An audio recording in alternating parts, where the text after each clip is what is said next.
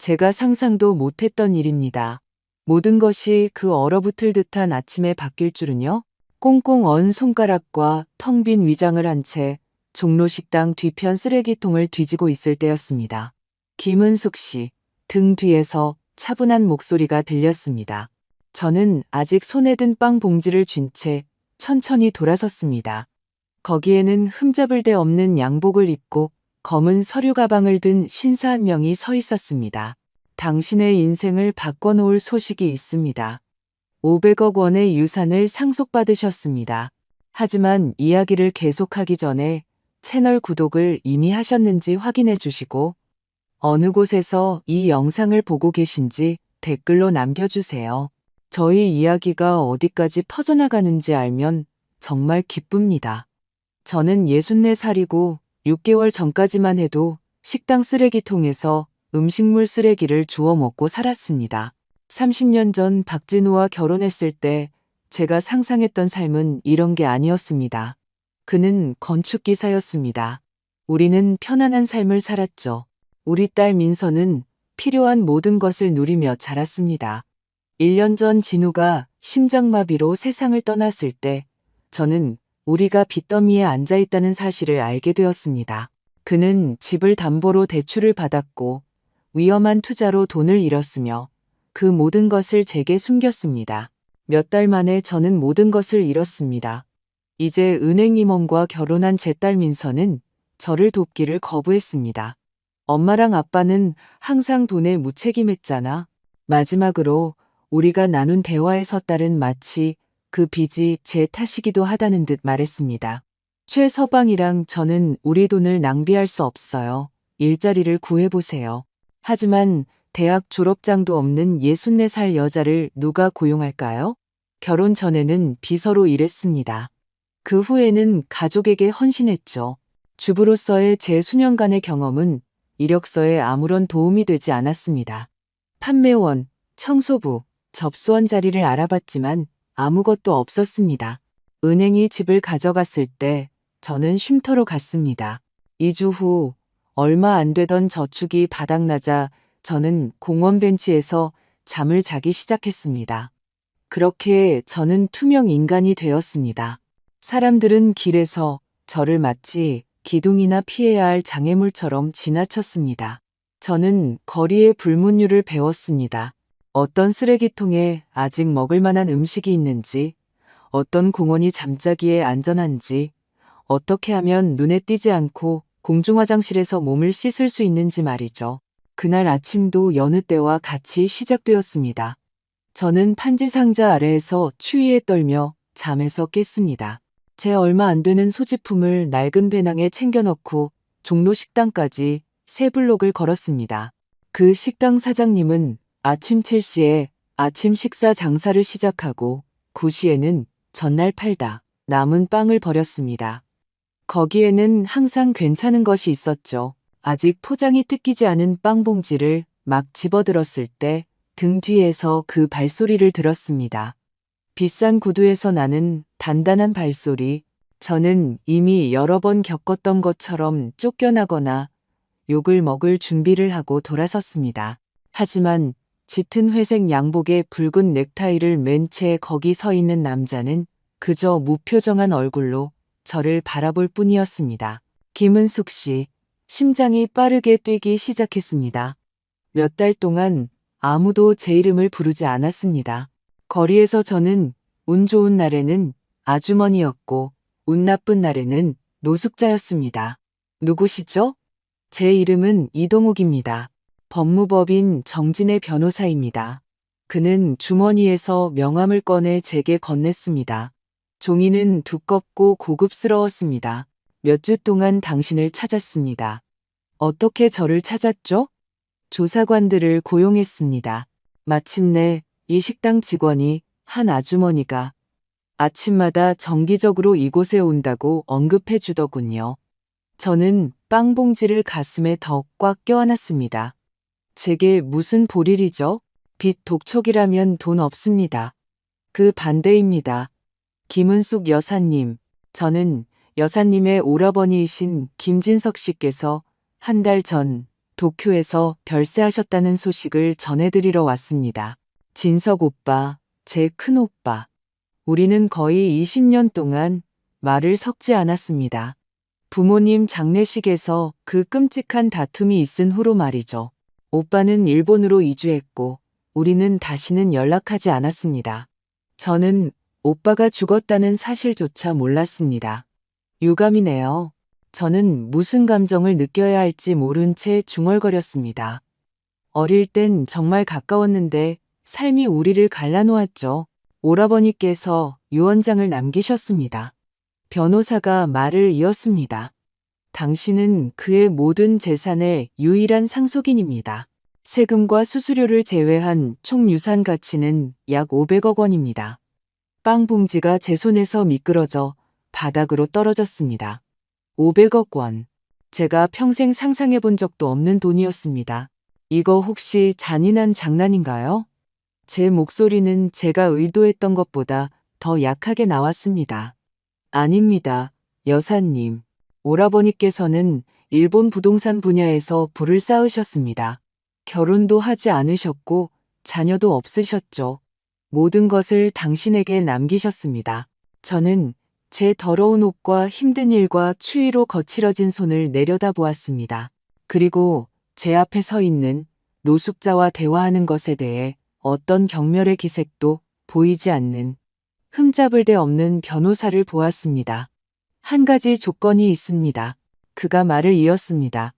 오라버니께서 편지를 한 통 남기셨는데 당신이 직접 도쿄에 있는 그의 자택에서 읽어야 합니다. 오늘 오후 비행기 표가 예약되어 있습니다. 저와 동행해 주실 수 있다면요. 그 순간 제가 가장 필요할 때 저를 외면했던 제 딸 민서가 떠올랐습니다. 거리에서 잠을 잤던 몇 달, 매일같이 겪었던 굴욕, 버려짐을 생각하자 제 안에 무언가가 단단해졌습니다. 이 차림으로 가도 될까요? 저는 제 더러운 옷을 가리키며 물었습니다. 당신이 제대로 준비하실 수 있도록 호텔방을 마련해 두었습니다. 비행기는 저녁 7시에 출발합니다. 그를 기다리고 있던 차로 걸어가면서 제 마음속에 한 가지 생각이 떠오르기 시작했습니다. 만약 제가 정말로 그 모든 재산을 상속받았다면 먼저 해야 할 일이 있었습니다. 인생이 제게 두 번째 기회를 주었고 저는 몇 가지 셈을 정리할 이 기회를 낭비하지 않을 것이었습니다. 고급 세단이 서울 거리를 미끄러지듯 달리는 동안 저는 새로운 시각으로 세상을 바라보았습니다. 어제 저는 투명 인간이었지만 오늘 저는 막대한 재산의 상속녀였습니다. 제가 동전을 구걸할 때 저를 무시했던 바로 그 사람들이 이제는 제게 문을 열어줄 것이었습니다. 운전기사는 룸미러로 감추지 못한 호기심을 담아 저를 쳐다봤습니다. 저는 여전히 거지처럼 보였지만 왕족처럼 대우받고 있었습니다. 이동욱 변호사는 내내 정중한 태도를 유지하며 유산에 대한 세부 사항을 설명했고 저는 조용히 모든 것을 흡수했습니다. 제 오빠 진석은 도쿄에 부동산 제국을 건설했습니다. 고급 아파트, 부티크 호텔, 상업용 부동산, 이 모든 것이 매년 수십억 원을 벌어들이고 있었습니다. 왜 저였을까요? 우리가 고급 호텔 앞에 멈춰섰을 때 마침내 제가 물었습니다. 진석 오빠와 저는 수십 년 동안 말을 하지 않았는데요. 오라버니께서는 당신에 대한 상세한 파일을 보관하고 계셨습니다. 이동욱 변호사가 대답했습니다.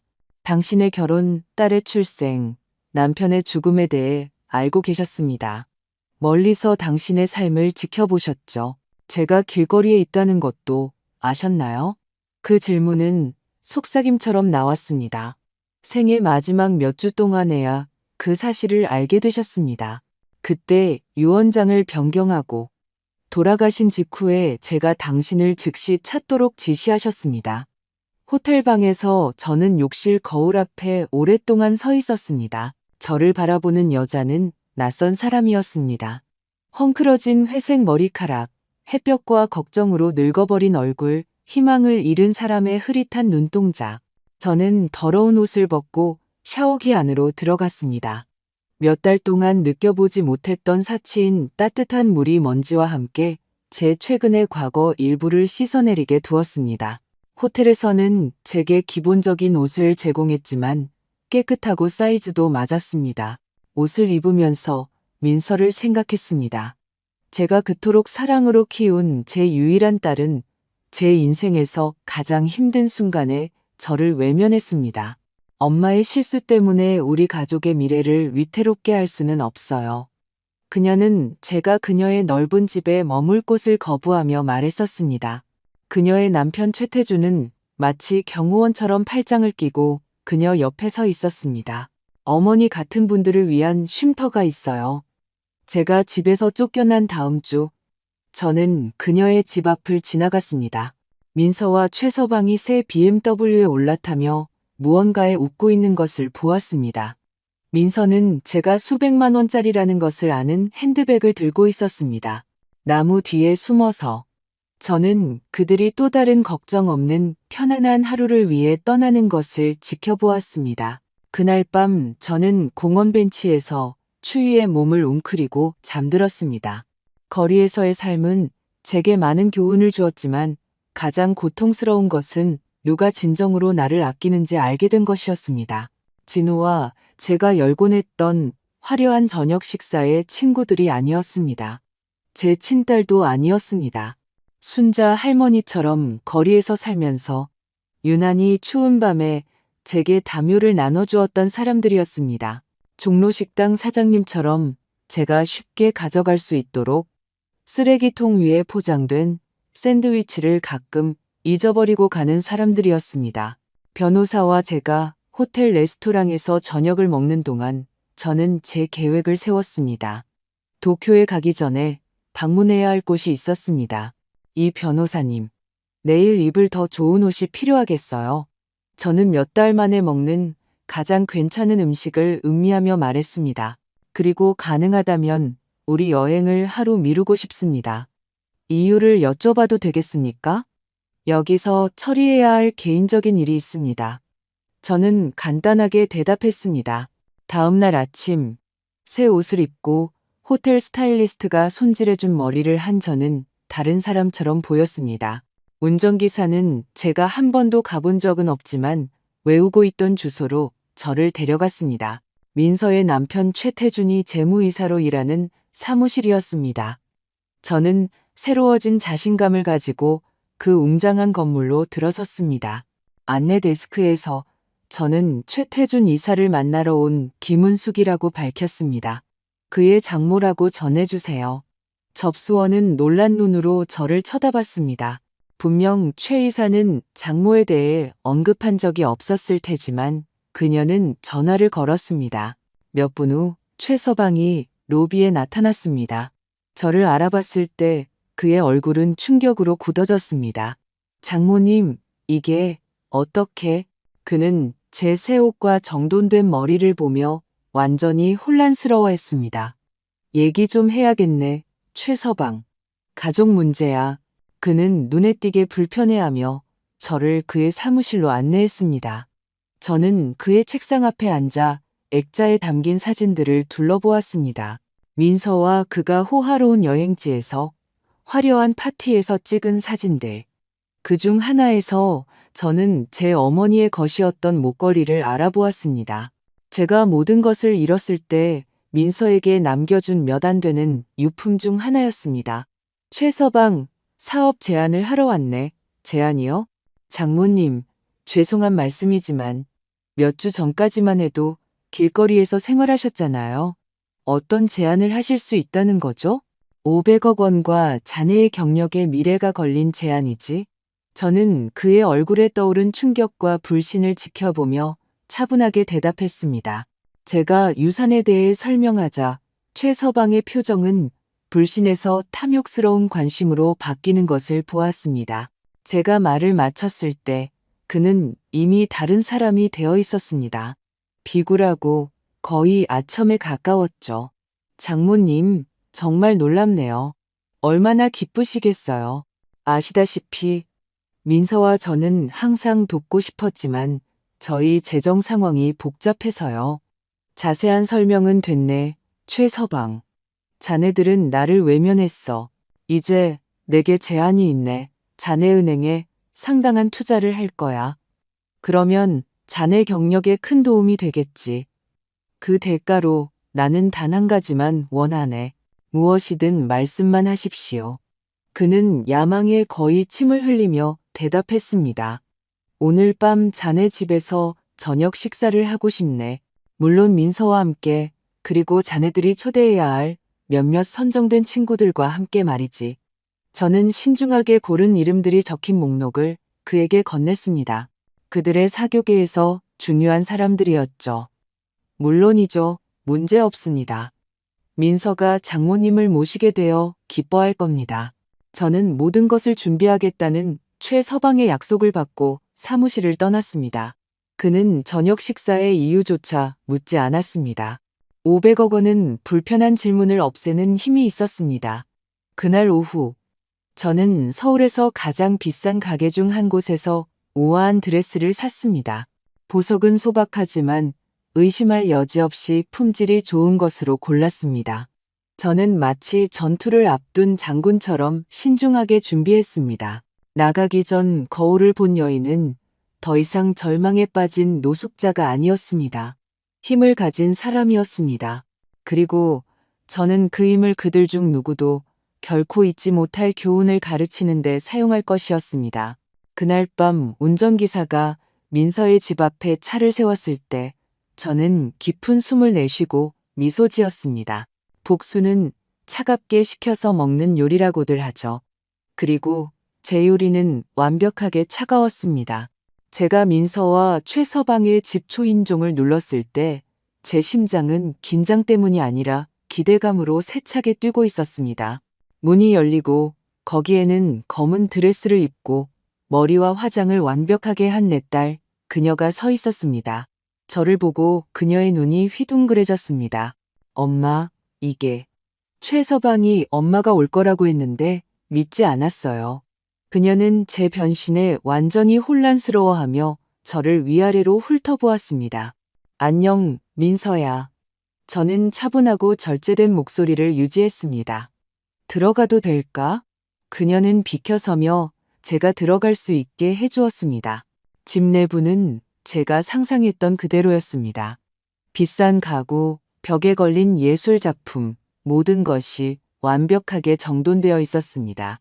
최서방이 현관에 나타나 이제는 온통 미소와 관심으로 가득 찬 얼굴이었습니다. 장모님, 저희 집에 오신 것을 환영합니다. 그는 마치 우리가 오랜 친구인 것처럼 제 뺨에 키스하려고 몸을 숙였습니다. 민서는 여전히 불신에 찬 눈으로 저를 쳐다보고 있었습니다. 최서방이 유산에 대한 말도 안 되는 이야기를 하던데 사실인가요? 완벽하게 사실이야. 진석, 오빠가 세상을 떠나면서 내게 모든 것을 남겼어. 약 500억 원 정도. 저는 그녀의 얼굴이 불신, 충격, 그리고 마침내 제가 즉시 알아차린 감정, 계산된 후회를 거쳐가는 것을 지켜보았습니다. 엄마, 정말 멋져요. 갑자기 그녀가 저를 껴안았습니다. 정말 기뻐요. 저는 그녀가 사용하는 비싼 향수 냄새를 맡으며 그 포옹을 돌려주지 않고 받아들였습니다. 이것은 그녀가 제게 쉼터를 찾아보라고 말했던 그날 사용했던 것과 같은 향수였습니다. 거실은 이미 손님들로 가득 차 있었습니다. 최서방의 직장 동료들, 몇몇 부유한 이웃들, 클럽 친구들, 모두들 그토록 소란을 일으키는 저 우아한 여인이 누구인지 이해하려 애쓰며 호기심 어린 눈으로 저를 쳐다보았습니다. 최서방은 곧 저를 오랫동안 해외에 머물다 돌아온 사랑하는 장모님으로 소개하는 발표를 했습니다. 거짓말은 그의 입에서 쉽게 흘러나왔습니다. 어제까지만 해도 제가 판지 상자에서 잠을 잤다는 것을 알 필요는 아무도 없었습니다. 저녁 식사 동안 주빈으로 식탁 상석에 앉아 저는 제 주위에서 벌어지는 사교적인 춤을 관찰했습니다. 갑자기 저는 매력적인 사람이 되었습니다. 노숙자를 피하기 위해 길을 건넜을 사람들이 이제는 제 말 한마디 한마디에 매달렸습니다. 그들은 제 가장 단순한 농담에도 웃었습니다. 민서는 헌신적인 딸 역할을 하며 빛나고 있었습니다. 엄마는 항상 정말 독립적이셨어요. 그녀는 손님들에게 말했습니다. 아빠가 돌아가신 후 여행을 떠나 자신을 찾기로 결심하셨죠. 모든 거짓된 말은 칼날 같았지만 저는 미소를 지으며 와인을 마시며 적절한 순간을 기다렸습니다. 디저트 시간, 이미 와인과 수백억 원의 전망에 취한 최서방이 건배를 제의했습니다. 저의 훌륭한 장모님 김은숙 여사님을 위하여 그분의 존재와 곧 우리의 삶을 변화시킬 사업 파트너십으로 우리를 영광스럽게 해주셨습니다. 모두가 잔을 들었습니다. 바로 그때 저는 잔을 손에 들고 일어섰습니다. 저도 건배를 하고 싶습니다. 제 목소리는 맑고 단호했습니다. 진실을 위하여. 기묘한 침묵이 식탁 위에 내려앉았습니다. 진실은 소중한 것입니다. 저는 계속했습니다. 예를 들어 제가 지난 6개월 동안 어디에 있었는지에 대한 진실 말이죠. 민서는 제게 경계의 눈빛을 보냈지만 저는 계속했습니다. 남편이 세상을 떠나고 우리가 빚더미에 앉았다는 것을 알게 된 후 저는 우리 집을 잃었습니다. 저는 잠시 몸을 추스릴 때까지 머물 임시 거처라도 부탁하러 제 딸에게 왔습니다. 최서방은 창백해졌습니다. 민서는 냅킨을 꽉 쥐었습니다. 하지만 민서와 최서방은 제가 짐이 될 것이라며 자신들의 생활 방식을 위태롭게 할 수 없다고 말했습니다. 쉼터를 찾아보라고 제안했죠. 손님들은 이제 우리 사이를 불편하게 쳐다보고 있었습니다. 저는 지난 6개월을 길거리에서 살았습니다. 공원 벤치에서 자고 쓰레기통에서 음식을 주워 먹었죠. 바로 어제 종로식당 쓰레기통을 뒤지고 있을 때 제 오빠의 변호사가 저를 찾았습니다. 충격은 역력했습니다. 한 여인이 잔을 떨어뜨려 바닥에서 산산조각이 났습니다.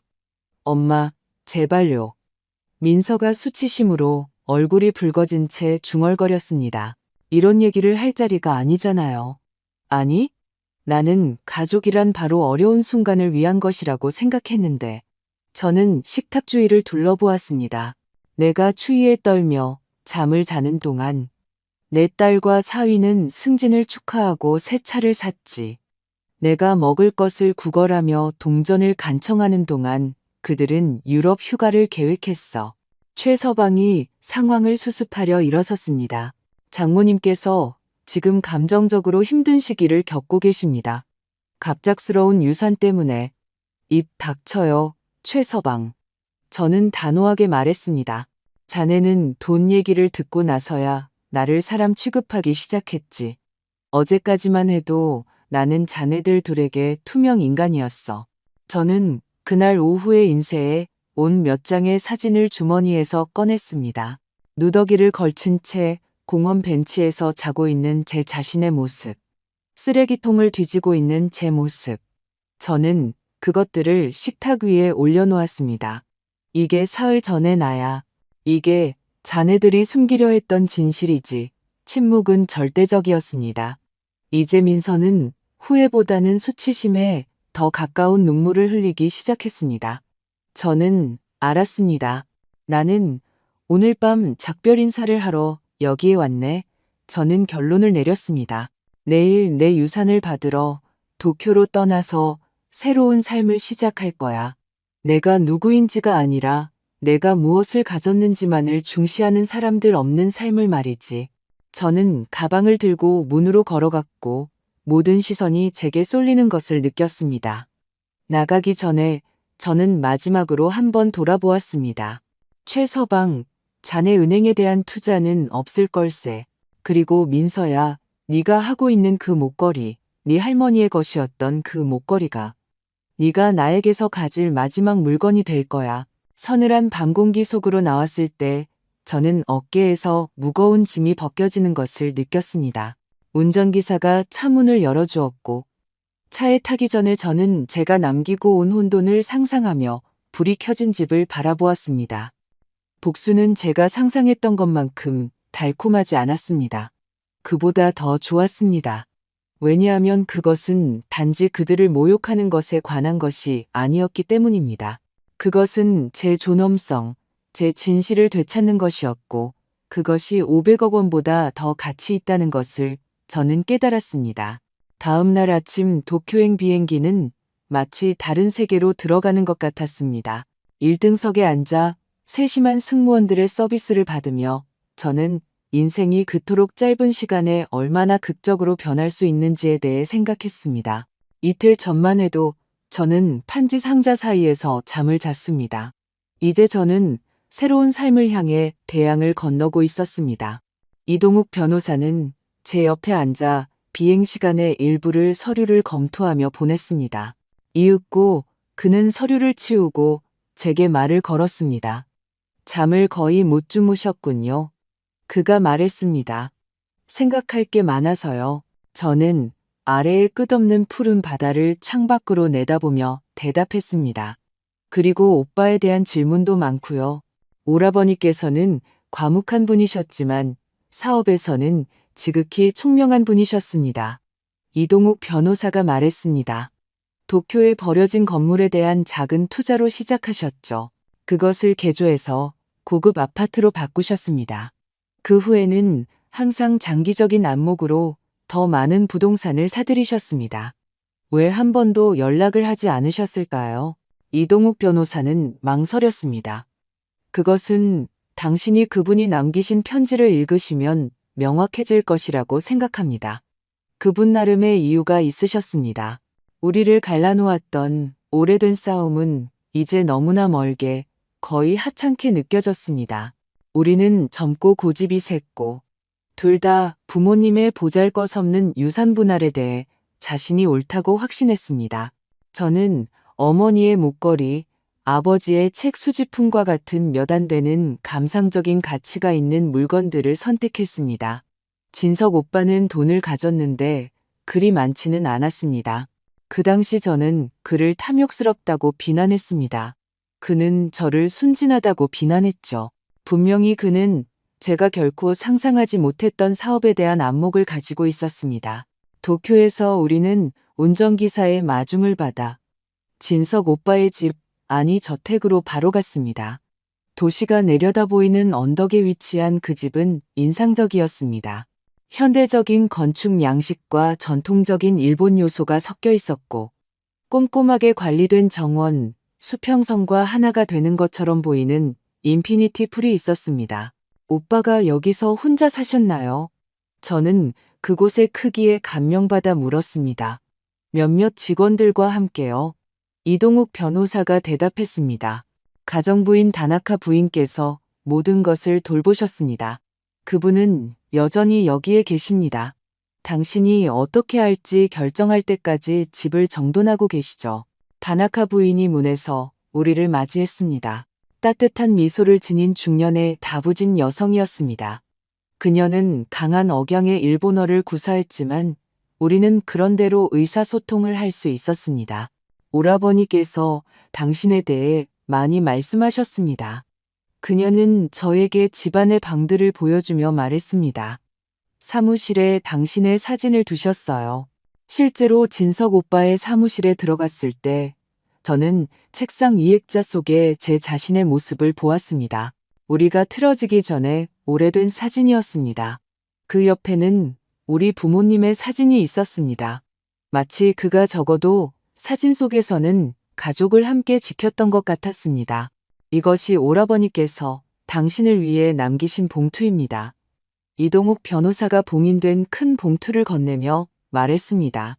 그의 집에서 여기서 열어보라고 하셨습니다. 저는 떨리는 손으로 봉투를 받아들고 잠시 혼자 있을 시간을 요청했습니다. 모두가 나갔을 때 저는 한때 제 오빠의 것이었던 의자에 앉아 봉인을 뜯었습니다. 안에는 여러 서류가 있었습니다.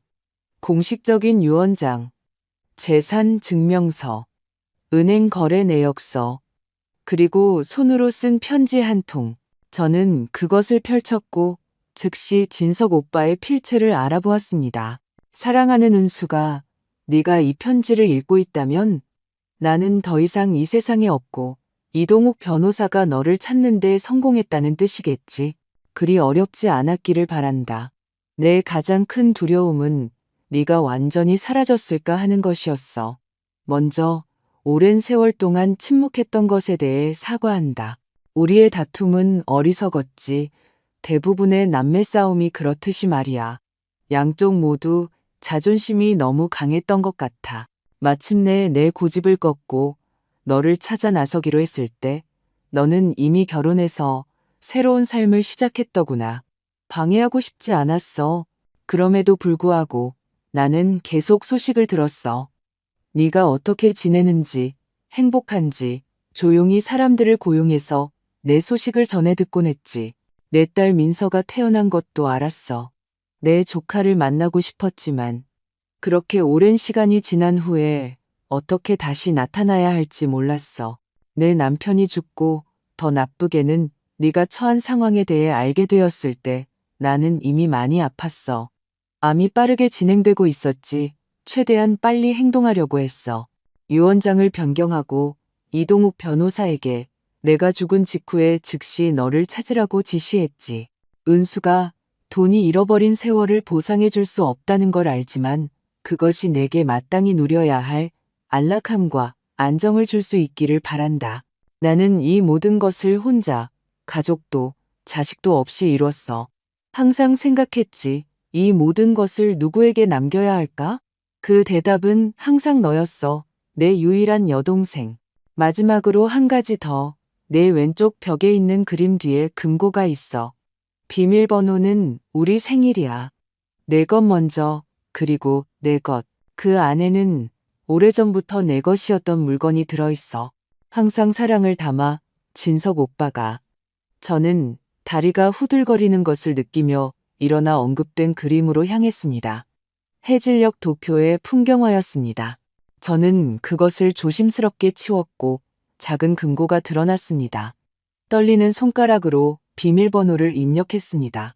그리고 문이 열렸습니다. 안에는 제가 즉시 알아본 작은 조각된 나무 상자가 있었습니다. 우리 아버지의 것이었고 그분은 특별한 물건들을 그 안에 보관하셨습니다. 제가 그것을 열었을 때 저는 눈물을 참을 수 없었습니다. 그 안에는 우리 어머니의 진주 목걸이가 있었습니다. 제가 민서에게 주었던 것과 똑같은 것이었고 지금 민서는 그것을 마치 전리품처럼 파티에서 착용하고 있었습니다. 진석 오빠는 아마도 엄청난 비용을 들여 똑같은 것을 또 하나 사두었던 것입니다. 목걸이 옆에는 짧은 메모가 있었습니다. 네가 딸에게 준 것을 대체하기 위해 어떤 가족의 전통은 계속되어야 하니까. 저는 다시 자리에 앉아 목걸이를 가슴에 안고 우리 가족의 역사, 거리와 침묵에도 불구하고 지속된 사랑의 무게를 느꼈습니다. 갑자기 전날 밤의 복수는 작고 거의 하찮게 느껴졌습니다. 그 순간 저는 제가 재산보다 훨씬 더 많은 것을 받았다는 것을 이해했습니다. 저는 단지 편안하게 살 기회뿐만 아니라 목적을 가지고 살 두 번째 기회를 받았습니다. 진석 오빠는 몇 년 동안 멀리서 직접 도울 수 없이 저를 지켜보았습니다. 이제 저는 그가 할 수 없었던 것을 할 기회를 가졌습니다. 그 부를 사용하여 변화를 만드는 것. 이동욱 변호사가 사무실로 돌아왔을 때 그는 눈이 충혈되었지만 평온한 미소를 띤 저를 발견했습니다. 이 변호사님, 제 새로운 재정 상태에 몇 가지 변경을 하는데 도움이 필요합니다. 저는 눈물을 닦으며 말했습니다. 재단을 설립하고 싶습니다. 재단이요? 김은숙 여사님? 네, 노숙인들을 돕기 위한 재단입니다. 불과 사흘 전에 저와 같은 사람들을요. 이름을 김진석 재단이라고 짓고 싶습니다. 이동욱 변호사는 미소 지으며 고개를 끄덕였습니다. 그 일을 돕게 되어 영광입니다. 그날 밤 저는 오빠가 일군부에 둘러싸여 도쿄가 내려다 보이는 테라스에서 저녁을 먹었습니다. 하지만 제 생각은 제가 뒤에 남겨두고 온 사람들에게 있었습니다. 민서나 최서방이 아니라 순자 할머니, 종로식당 사장님, 제가 아무것도 줄 것이 없을 때 친절을 베풀었던 모든 사람들에게요. 제 인생은 72시간 만에 완전히 바뀌었습니다. 거지에서 백만장자로. 하지만 진정한 변화는 외적인 것이 아니라 내적인 것이었습니다. 저는 이제 수단뿐만 아니라 변화를 만들 동기도 갖게 되었습니다. 진석 오빠의 편지, 우리 어머니의 목걸이, 우리 가족의 유산, 모든 것이 새로운 길을 가리키고 있었습니다. 복수의 길이 아니라 구원의 길, 축적의 길이 아니라 관용의 길을요. 도쿄의 불빛을 바라보며 저는 오빠에게 조용한 약속을 했습니다. 그의 유산은 건물과 은행 계좌에만 살아있는 것이 아니라 제 삶에서부터 시작하여 변화된 삶들 속에서 살아 숨쉴 것이라고. 도쿄에서의 1000몇 달은 적응의 연속이었습니다. 진석 오빠가 건설한 제국에 대해 배워야 할 것이 너무나 많았습니다. 도시에 흩어져 있는 부동산, 임대 계약, 여러 부문에 대한 투자. 이동욱 변호사는 관리자, 변호사, 회계사들과의 회의를 통해 저를 끈기 있게 안내해주며 값을 매길 수 없는 도움을 주었습니다. 오라버니께서는 매우 체계적인 분이셨습니다. 이동욱 변호사가 한 회의 중에 설명했습니다. 각 부동산마다 자체 관리팀이 있습니다.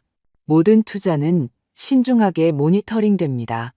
저는 점차 진석 오빠의 유산을 이해하게 되었습니다.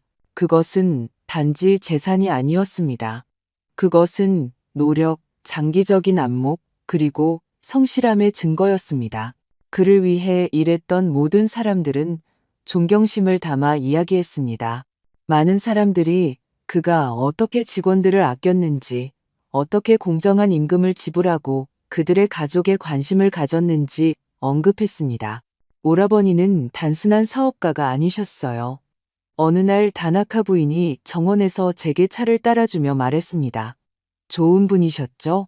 제 남편이 아팠을 때 그분이 모든 치료비를 내주셨어요. 아무것도 바라지 않으셨죠. 그런 이야기들이 제 새로운 재산을 어떻게 관리할지에 대한 제 비전을 형성했습니다. 진석 오빠는 부를 창출했지만 주변 사람들도 돌보았습니다. 그것은 제가 따르고자 하는 본보기였습니다. 사업에 대해 배우는 동안 저는 김진석 재단 설립 작업에도 힘썼습니다. 저는 그것이 단지 돈을 분배하는 것 이상이기를 원했습니다.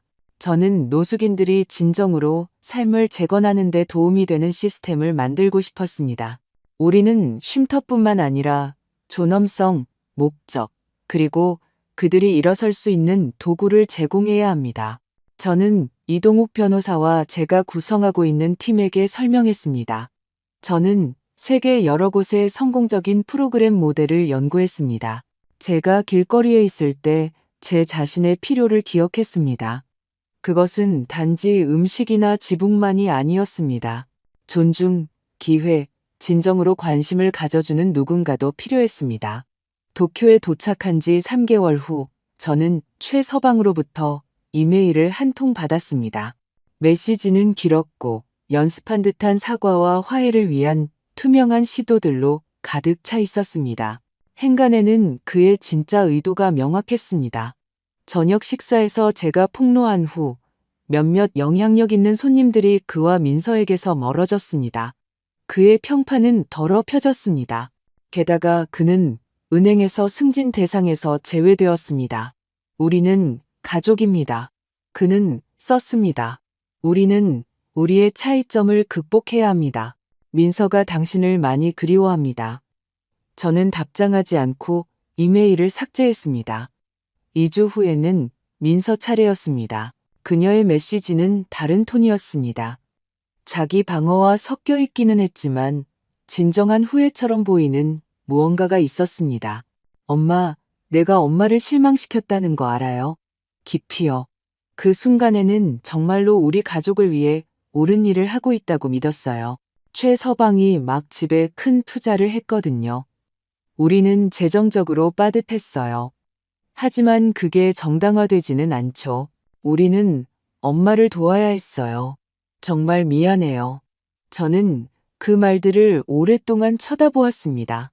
상반된 감정들이 제 안에서 싸웠습니다. 제 일부는 용서하고 싶었습니다. 결국 민서는 제 유일한 딸이었습니다. 다른 일부는 길거리에서의 그 추운 밤들, 매일의 굴욕. 제가 가장 필요로 할 때 그녀가 어떻게 저를 외면했는지를 기억했습니다. 저는 즉시 답장하지 않았습니다. 대신 저는 재단에서의 제 일을 계속했습니다. 우리는 도쿄에서 시범 프로젝트를 시작했습니다. 식사와 임시 쉼터뿐만 아니라 의료 지원, 심리 상담, 직업 훈련, 그리고 연구주택을 찾는데 도움을 제공하는 센터였습니다. 도쿄에 도착한 지 6개월 후 우리는 첫 번째 김진석 재기센터를 열었습니다. 저는 지역 당국, 언론인, 그리고 물론 노숙인들을 초대했습니다. 손님들의 조합은 부유한 사람들 사이에서 약간의 불편함을 야기했지만 그것이 바로 요점이었습니다. 재정 상황에 관계없이 모든 사람이 동등한 존중을 받을 자격이 있다는 것을 보여주는 것이었죠. 개관연설에서 저는 제 자신의 이야기를 나누었습니다. 1년도 채 되지 않은 시간 전에 저는 여기 계신 많은 우리 친구들과 같은 상황에 있었습니다. 저는 존중을 담아 초대된 노숙인들을 가리키며 말했습니다. 공원 벤치에서 잠을 자고 쓰레기통에서 음식을 주워 먹고 대부분의 사람들에게 투명 인간이었습니다. 이것은 누구에게나 일어날 수 있는 상황이며 종종 우리의 통제를 벗어난 상황 때문에 발생합니다. 우리는 판단을 멈추고 돕기 시작해야 합니다. 반응은 제가 예상했던 것보다 컸습니다. 언론에 의해 노숙자 상속녀라고 불리게 된 제 이야기는 전 세계로 퍼져나갔습니다. 기자들은 인터뷰를 원했고 TV 프로듀서들은 다큐멘터리 계약을 제안했습니다. 저는 제 개인이 아닌 대의에 초점을 맞추겠다고 약속한 것들만 수락하고 대부분을 거절했습니다. 어느 날 한 국제 방송사와 인터뷰를 한 후 저는 예상치 못한 전화를 받았습니다. 김은숙 여사님. 그 목소리는 익숙했지만 몇 달 동안 듣지 못했던 목소리였습니다. 최태준입니다. 이 번호는 어떻게 알았죠?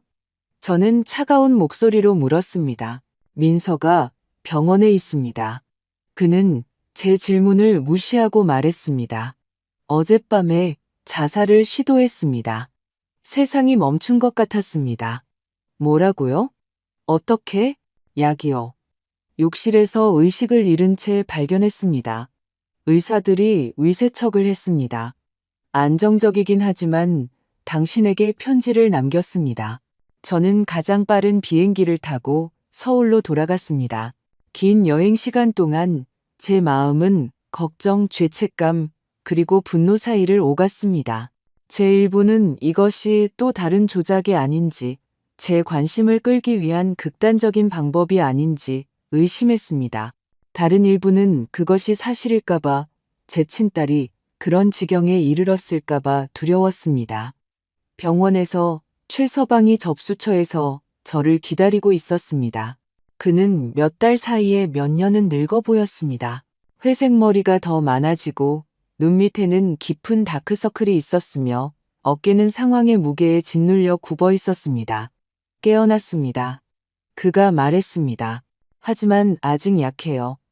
병실에 들어가기 전에 그는 제게 봉투 하나를 건넸습니다. 그녀가 남긴 편지였습니다. 저는 그것을 나중에 읽기로 하고 주머니에 넣었습니다. 먼저 민서를 봐야 했습니다. 병실에 들어갔을 때 저는 제 딸을 거의 알아보지 못했습니다. 항상 자신의 외모에 자부심을 가졌던 민서는 이제 하얀 시트 위에서 창백한 얼굴로 작고 연약해 보였습니다. 엄마, 저를 보고 그녀가 중얼거렸습니다. 오셨네요. 저는 침대 옆에 앉아 그녀의 손을 잡았고 피부 아래 섬세한 뼈를 느꼈습니다. 물론 왔지. 그 저녁 식사 후에 엄마가 떠난 후에 모든 것이 무너졌어요. 그녀가 약한 목소리로 말했습니다. 사람들이 우리를 행사에 초대하는 것을 멈췄어요. 최 서방은 중요한 고객들을 잃었고요. 저는 몇 년 된 친구들을 잃었어요. 민서야, 우리는 그럴만했어. 알아요. 우리가 엄마한테 한 짓은 용서받을 수 없는 일이었어요. 그런데 TV에서 엄마가 그 재단에 대해 이야기하고 알지도 못하는 사람들을 돕는 걸 봤어요. 우리한테는 등을 돌리면서요. 내가 어떻게 너를 다시 믿을 수 있었을까? 저는 부드럽지만 단호한 목소리로 물었습니다. 네가 가장 필요할 때 나를 버렸잖아. 알아요. 눈물이 그녀의 얼굴을 타고 흘러내리며 그녀가 속삭였습니다. 나는 내가 항상 경멸했던 그런 사람이 되었어요. 피상적이고 이기적이고 겉모습에만 신경 쓰는 사람이요.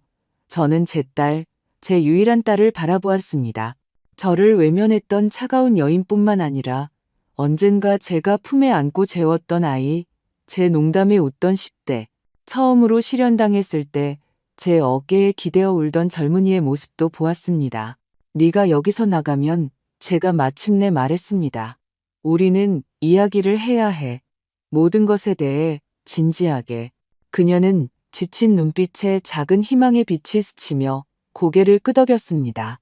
그날 밤 호텔에서 저는 마침내 그녀가 남긴 편지를 읽었습니다. 그것은 제가 이전에 받았던 계산적인 이메일과는 달랐습니다. 그것은 날 것이었고 정직했으며 진정한 후회와 고통스러운 자기 성찰로 가득 차 있었습니다. 민서는 어떻게 거울을 보고 자신이 변해버린 사람을 알아보지 못했는지에 대해 썼습니다. 어떻게 공개적인 굴욕이 강제적인 성찰 기간의 시작에 불과했는지, 어떻게 사실은 항상 자신이 틀렸다는 것을 알았지만 그녀의 자존심과 물질주의가 모든 연민을 억눌렀는지에 대해 썼습니다. 용서를 바라지 않아요.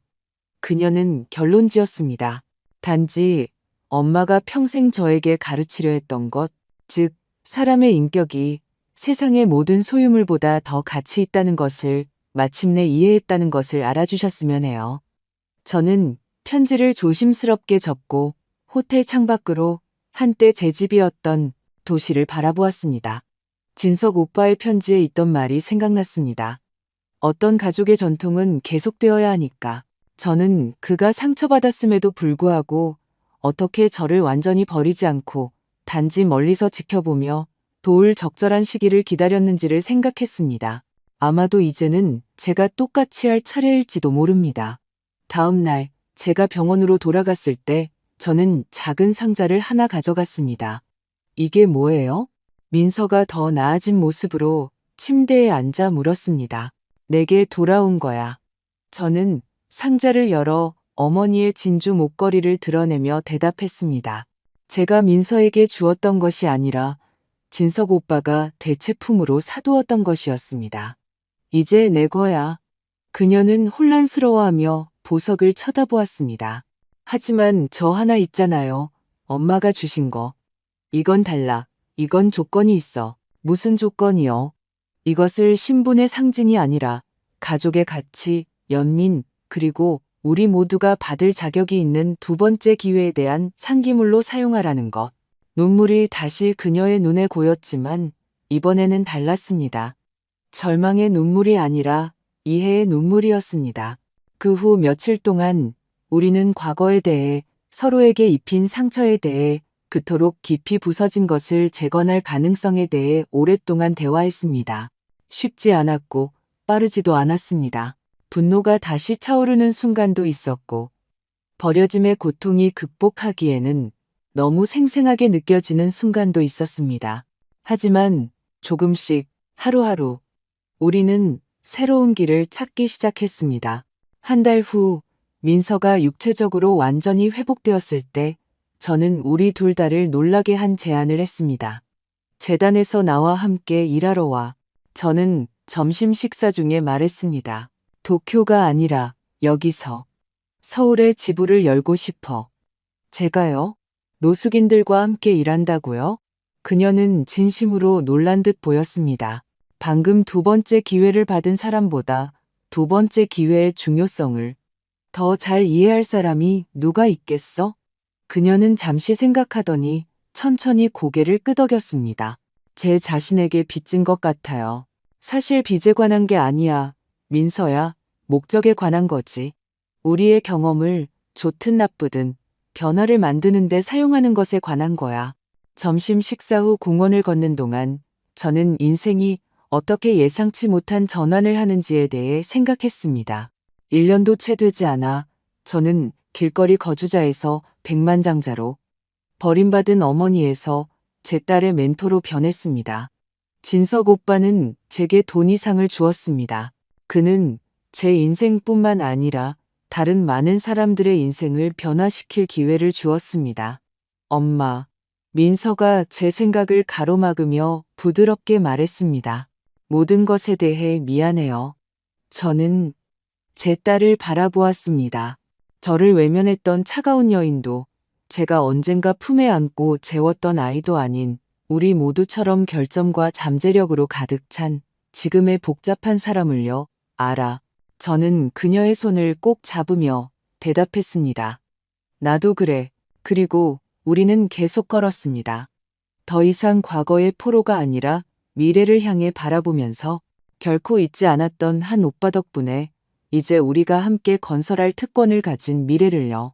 제가 노숙자에서 백만장자 상속녀로 변신한 지 1년 후 첫 번째 김진석 재기센터가 서울에 문을 열었습니다. 저는 제가 잠을 자곤 했던 곳에서 몇 블록 떨어진 종로식당 근처에 버려진 건물을 전략적으로 위치로 선택했습니다. 개관식은 간단했지만 의미 있었습니다.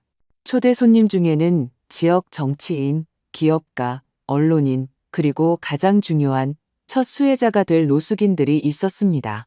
이 센터는 단지 식사나 임시 쉼터를 위한 장소가 아닙니다. 저는 연설 중에 설명했습니다. 이곳은 존엄성, 가능성, 그리고 재기의 공간입니다. 우리는 의료 지원, 심리 상담, 직업 훈련, 서류 발급 지원, 그리고 무엇보다도 지지 공동체를 제공합니다. 저는 청중을 바라보았고 제가 길거리에서 보냈던 시절에 알았던 얼굴들을 보았습니다. 이제 우리 전원 쉼터의 첫 입주자 중 한 명이 된 순자 할머니, 프로젝트의 파트너가 되어 자신의 식당에서 음식을 기부해온 종로식당 사장님, 그리고 제가 눈빛으로만, 조용한 인사로만, 같은 투쟁을 공유하는 사람들 사이에 존재하는 조용한 연대로만 알았던 다른 많은 사람들. 민서는 제 옆에서 행사의 모든 세부 사항을 감독하고 있었습니다. 지난 몇 달 동안 그녀는 저를 놀라게 할 정도의 강도로 프로젝트에 헌신했습니다. 그녀는 가장 기본적인 직책에서 시작했습니다.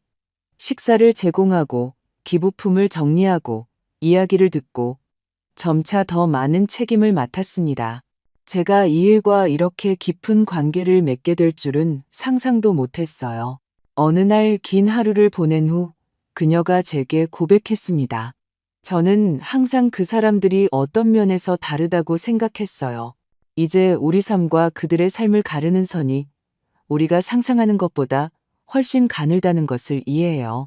그것이 제가 길거리에서의 시간이 제게 가르쳐준 가장 귀중한 교훈이었고, 이제 그것이 전수되고 있었습니다. 공식적인 개관식이 끝나고 대부분의 저명한 손님들이 떠난 후 우리는 우리의 진정한 주빈들, 즉 센터를 이용할 사람들만 남았습니다.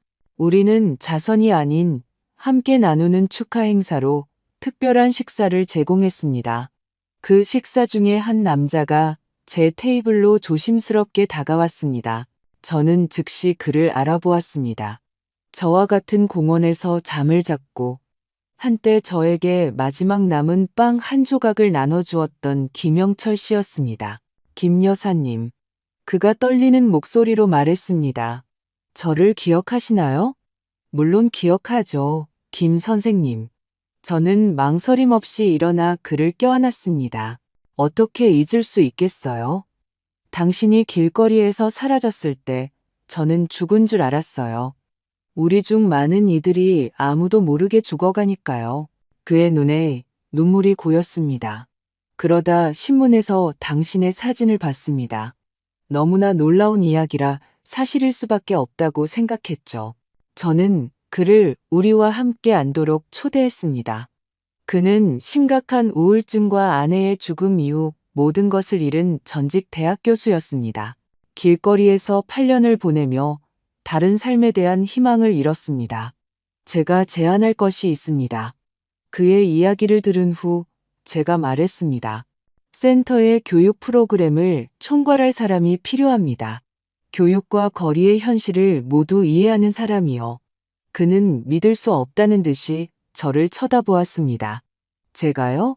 하지만 저는 가르친 지 몇 년이나 되었고 서류도 없는데요. 그건 우리가 해결할 수 있습니다.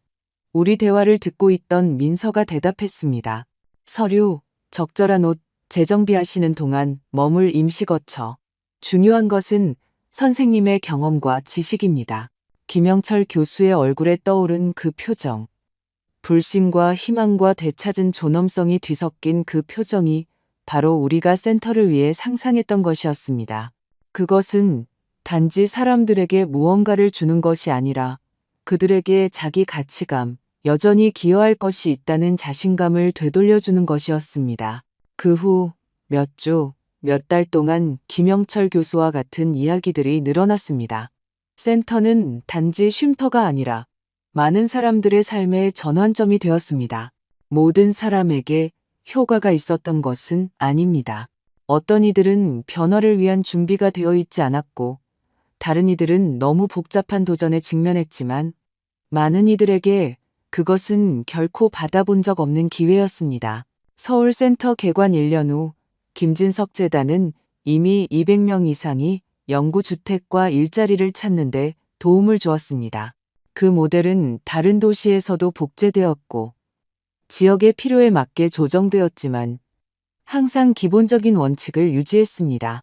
노숙인들을 존엄과 존중으로 대하고 즉각적인 도움뿐만 아니라 지속적인 변화를 위한 도구를 제공하는 것. 민서에 관해서는 우리 관계는 계속해서 벽돌 하나하나 쌓아 올려졌습니다. 완벽하지 않았고 긴장의 순간도 있었습니다. 고통스러운 기억, 변화의 진정성에 대한 의심도 있었지만 그것은 발전하고 있었습니다. 반면에 최서방은 결국 무대에서 사라졌습니다. 그의 결혼 생활은 지난 몇 달간의 압박과 변화를 견디지 못했습니다. 그는 이것이 왜 나에게 그렇게 중요해졌는지 결코 진정으로 이해하지 못했어요. 민서가 별거에 대해 이야기했을 때 설명했습니다. 그에게는 잃어버린 지위를 되찾고 우리 이미지를 세탁하는 방법일 뿐이었죠. 나에게는 그 이상이 되었어요. 어느 조용한 오후, 센터 사무실에서 진행 보고서를 검토하던 중, 민서가 오랫동안 품고 있던 질문을 제게 던졌습니다. 엄마, 저를 정말로 용서하셨어요? 아니면 단지 일 때문에 저를 참고 계신 건가요? 저는 하던 일을 멈추고 제 딸을 바라보았습니다. 언젠가 저를 외면했던 철없는 소녀가 아니라 진정으로 속죄하고 배우고 성장하려 노력하는 여인이었습니다. 용서는 한 번에 일어나는 것이 아니야. 저는 잠시 후 대답했습니다. 그것은 과정이야.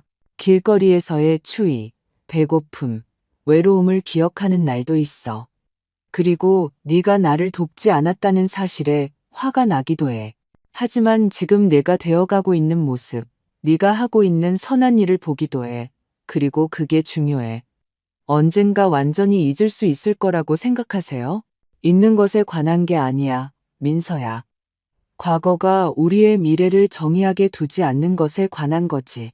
가장 고통스러운 경험조차도 더 나은 것을 만들기 위한 도구로 사용하는 것에 관한 거야. 그녀는 이해하며 희미하게 미소 지었습니다. 진석 삼촌이 엄마한테 그랬던 것처럼요? 정확해. 그날 밤 내 재산을 고려하면 의도적으로 소박하게 꾸민 편안한 새 아파트에서 혼자 저는 책상 위에 둔 오빠의 사진을 바라보았습니다. 그가 도쿄에 자기 집에 두었던 것과 같은 제 사진이었습니다. 오빠가 옳았어, 진석 오빠. 저는 마치 그가 들을 수 있는 것처럼 큰 소리로 말했습니다. 진정한 부는 은행 계좌나 부동산에 있는 것이 아니야. 우리가 가진 것을 사용하여 변화를 만드는 데 있어. 저는 우리 어머니의 목걸이, 제가 간직하고 있던 원래의 것을 꺼내 빛에 비춰보았습니다. 그것은 부드럽게 빛나며 그 안에 담긴 수많은 이야기, 수세대에 걸친 사랑, 상실, 그리고 구원을 품고 있었습니다. 2년도 채 되지 않아 제 인생은 완전히 바뀌었습니다. 길거리에서 저택으로, 외로움에서 목적으로, 버려짐에서 유산으로. 물론 여정은 끝나지 않았습니다. 해야 할 일이 더 많았고, 만져야 할 삶이 더 많았으며, 배워야 할 교훈이 더 많았습니다. 하지만 종로식당의 그 얼어붙을 듯한 아침, 한 우아한 변호사가 제 유산을 알리기 위해 예상치 못한 천사처럼 나타났을 때를 생각하면 저는 인생의 예측할 수 없는 길에 경탄하지 않을 수 없습니다. 모든 것을 바꾼 것은 단지 돈이 아니었습니다. 그것은 제가 그 돈으로 무엇을 하기로 선택했는가였습니다. 그것은 버려짐과 복수의 이야기를 연민과 쇄신의 이야기로 바꾸기로 한 결정이었습니다. 그리고 그것이 제 오빠의 진정한 유산이라는 것을 저는 깨달았습니다. 부동산과 투자에 있는 수백억 원이 아니라 변화를 만들고 오래전에 시작되어 운이 좋다면 제 시간을 훨씬 넘어 계속될 선행의 사슬을 이어갈 기회 말입니다. 목걸이를 다시 상자에 넣으면서 저는 결코 경험해 본 적 없는 평화를 느꼈습니다.